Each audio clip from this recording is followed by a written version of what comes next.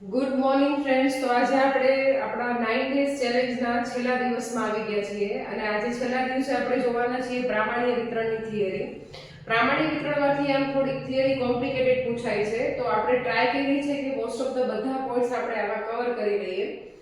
તો ચલો સૌથી પહેલા સ્ટાર્ટ કરીએ. સૌથી પહેલી વ્યાખ્યામાંથી કઈ પૂછાઈ શકે? તો પ્રામાણ્ય ચલ એટલે શું થાય? બરાબર, સૌથી પહેલા છે ને આ જે વિતરણ છે ને એ સતત વિતરણ છે. બરાબર, આ જે વિતરણ છે એ સતત છે. આગલું આપણે જે જોઈ ગયા હતા ને એ અસતત હતું અને આ એક સતત વિતરણ છે.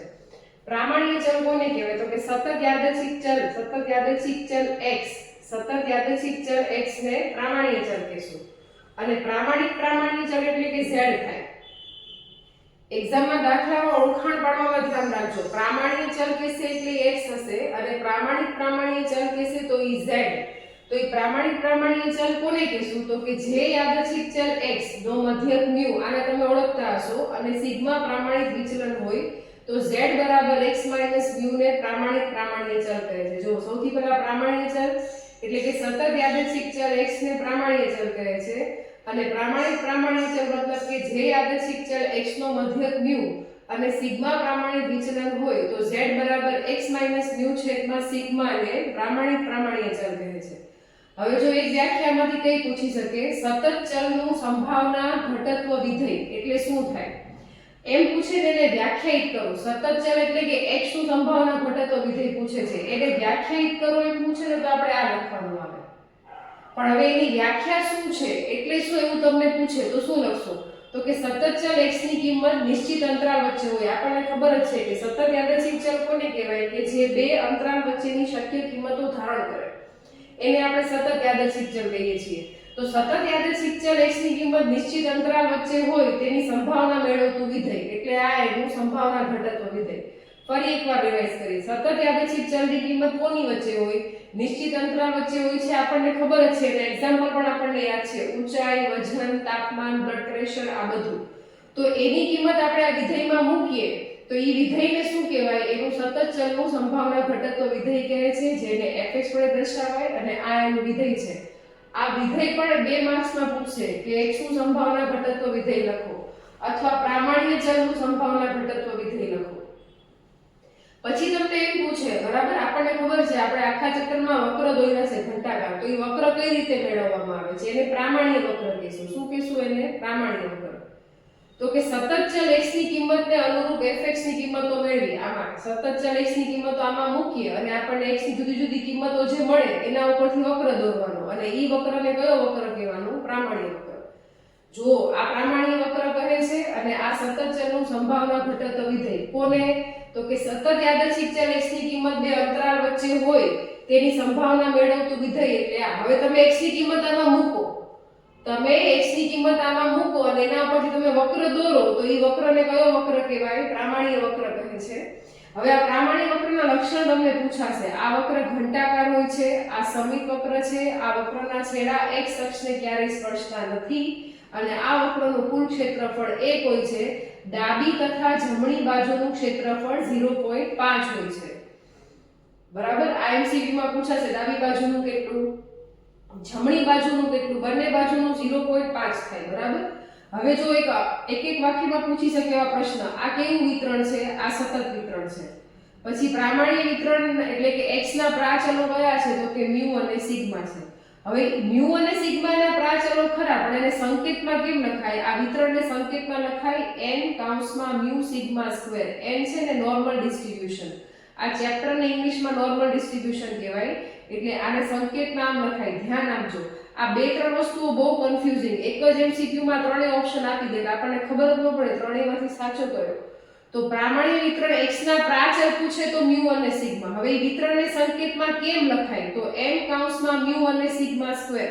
હવે પ્રામાણ્ય વિતરણ મતલબ કે z માટે પૂછે. કોની માટે પૂછે છોકરાઓ? z માટે. તો z માટે શું કહેશો? તો કે પ્રામાણ્ય વિતરણના પૂછે ને તો એને કેમ લખાય? n 0 અને 1. હવે જો અહીંથી એક નવો MCQ ઊભો થશે કે પ્રામાણ્ય વિતરણ છે ને z, એનો મધ્યક છે ને હંમેશા 0 હોય અને એનું વિચરણ છે ને હંમેશા 1 હોય.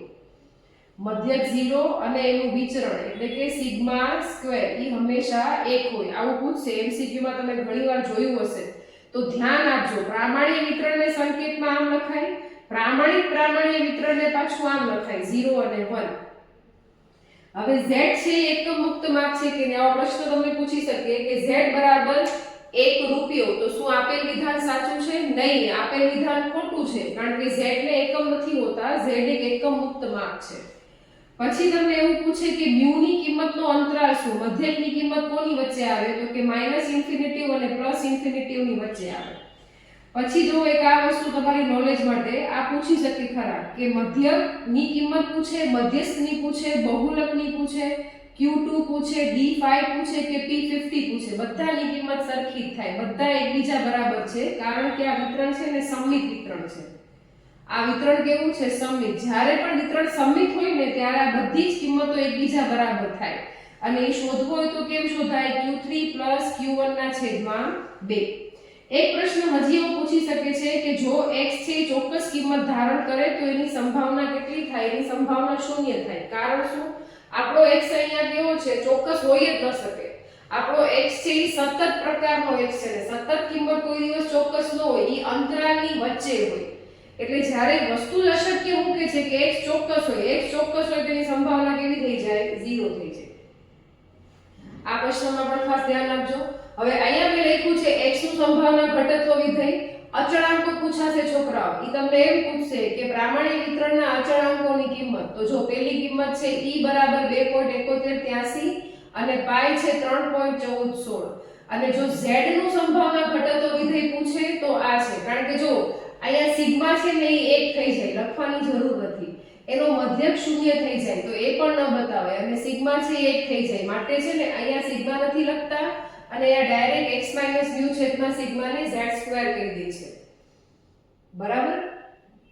ચલો હવે આગળ જોઈએ અગત્યના ક્ષેત્રફળો. આમ તો યાદ રાખવાની જરૂર નથી, બરાબર? આની ટ્રિક્સ હોય છે, એ શોર્ટ ટ્રિક્સ તો હું અત્યારે 10 મિનિટમાં તો તમને ન આપી શકું, પણ આજે તમે ક્ષેત્રફળ જુઓ છો ને, આ ક્ષેત્રફળ ઉપરથી MCQ આવશે કે 6826 નું ± સિગ્મા, 9545 નું ± 2 સિગ્મા, 9973 નું μ ± 3 સિગ્મા, 0.95 ની સીમાઓ માટે μ ± 1.96 સિગ્મા, 0.99 માટે μ ± 2.575 સિગ્મા.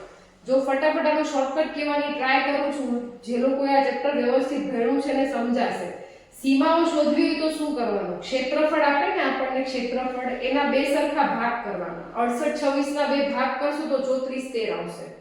3413 ક્ષેત્રફળની સંભાવના. ક્ષેત્રફળ એટલે શું થાય? સંભાવના. હવે તમે 3413 સંભાવના માટે z ની કિંમત જોશો ને તો 1 આવશે, 1. એટલે અહીંયા μ ± 1 સિગ્મા, લખું ન લખું ચાલે. પછી જો આ 9545 ની સીમાઓ પૂછે તો 9545 ના બે ભાગ કરવાના, એટલે આવશે 4772. 4772 માટે તમે z જોશો ને તો એ 2 આવશે. તો જો ફોર્મ્યુલા બનશે એની μ ± 2 સિગ્મા. એવી રીતે બધાને ડિવાઇડ બાય 2 કરી અને એના માટે z જોઈ નાખવાનું છે, એટલે આ ફોર્મ્યુલા બની જશે. તમે ગમે તેની મધ્યની સીમાઓ માટે આ શોર્ટકટનો યુઝ કરી શકો છો, ખાસ ધ્યાન આપજો. એટલે યાદ રાખવાની પણ જરૂર નહીં પડે. શું કીધું? શું કરવાનું? આ ક્ષેત્રફળને ડિવાઇડ બાય 2 કરશો એટલે તમને એક બાજુની સંભાવના મળશે. 6826 ના બે ભાગ 3413 સંભાવના માટે z જોઈ નાખો તો 1 સિગ્મા આવશે. એવી રીતે બધામાં સેમ પ્રોસેસ થી તમને સીમાઓ મળી જશે. શોર્ટકટ થી યાદ નહીં રાખો તો પણ ચાલશે. અને ખાસ કરીને આ સૂત્ર યાદ રાખજો, આના ઉપરથી MCQ ઘણા બને છે. x નું ચવી મીન્સ ચતુર્થક વિચલન 2/3 સિગ્મા, પણ જો z નું પૂછે તો ખાલી 2/3. પૂછો કેમ? એ એટલા માટે કે આનું સિગ્મા કેટલું થઈ જાય છે? 1. તો લખીએ કે ન લખીએ કઈ ફરક પડતો નથી. એવી રીતે આનું સવી એટલે સરેરાશ વિચલન 4/5 સિગ્મા. સૂત્ર પૂછાશે, યાદ રાખજો, x એટલે પ્રામાણ્ય ચલનું ચતુર્થક વિચલન. આ કયું ચલ છે? પ્રામાણ્ય ચલ. ઓલું છે પ્રામાણ્ય ચલ. તો ભૂલ ખાઈ જાય છોકરાઓ, 2/3 સિગ્મા લખે નહીં, એ ખાલી 2/3 છે. આ 4/5 સિગ્મા છે, આ ખાલી 4/5 છે, કારણ કે સિગ્મા 1 થઈ જાય છે. આનું Q3 શોધો ને તો છોકરાઓ μ 0 થશે. આમાં આ આખી ફોર્મ્યુલા, આને છે ને મધ્યના 50% એ કહેવાય. કદાચ તમને ખ્યાલ હશે, આને મધ્યના 50% નું સૂત્ર પણ કહેવાય. બરાબર? તો μ + 0.675 સિગ્મા, μ - 0.eq1 છે ચતુર્થકો, અને અહીંયા શું છે તો આનો મધ્યક શૂન્ય થઈ જશે સિગ્મા એટલે ખાલી વધ્યું શું +0.675 અને -0.675 બરાબર. આટલી થિયરી કરજો.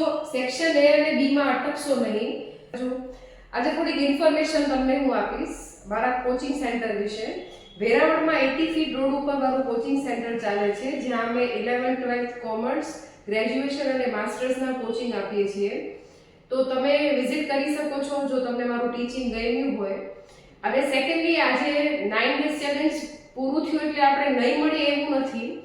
હવે પછીના નેક્સ્ટ યરમાં એટલે કે હવે પછીની બેચમાં 26-27 ની બેચમાં જેટલા બધા પોસિબલ હશે હું બધા જ મારા ક્લાસના લાઈવ વિડીયોઝ તમારી સાથે શેર કરીશ. તો કોન્ટેક્ટમાં રહેજો. અને આજે 9 ડેઝ ચેલેન્જનો લાસ્ટ ડે છે તો એક સિમ્પલ એડવાઇસ તમને આપીશ. તમારી એક્ઝામ નજીક આવે છે, થોડાક જ દિવસની વાર છે હવે. તો સમય રિલેટેડ એક તમને એક સલાહ આપવા માંગીશ કે સમય છે ને બહુ ઘમંડી વસ્તુ છે. સમય એવી ઘમંડી વસ્તુ છે કે તમને અત્યારે એવું કહેશે તું મને આજે બગાડ, હું તારું કાલ બગાડી નાખીશ. એટલે સમયને બગાડશો નહીં, સમયનો સદુપયોગ કરજો. તમારું મોસ્ટ જેટલું તમે આપી શકો એટલું પરફેક્ટ તમે તમારું પરફોર્મન્સ એક્ઝામમાં આપજો. અને આવી રીતે મારી સાથે કોન્ટેક્ટમાં રહેજો. Thank you so much.